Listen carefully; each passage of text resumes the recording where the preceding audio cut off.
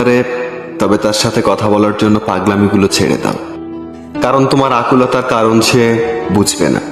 কেউ যদি তোমাকে কষ্ট দিয়ে স্থির থাকতে পারে, তবে তাকে নিয়ে অস্থির হওয়াটাকে ভুলে শক্ত হও, কারণ তোমার কষ্ট তাকে কখনোই বিচলিত করবে না। কেউ যদি তোমার মূল্য না বোঝে, তবে তার কাছে বারবার নিজের গুরুত্ব চাওয়া থেকে বিরত থাকো, কারণ সে কখনোই তোমার কদর করবে না। কেউ যদি তোমাকে ছাড়াই একা পথ চলতে পারে, তবে তার পথ থেকে সরে দাঁড়াও, কারণ তুমি তার জীবনে সফর সঙ্গী হবে না। মোট কথা, কেউ যদি তোমাকে তার জীবনে চায়, তবেই তাকে আঁকড়ে ধরো। কেউ যদি তোমাকে ছেড়ে ভালো থাকতে পারে, তবে তাকে ভালো থাকতে দাও।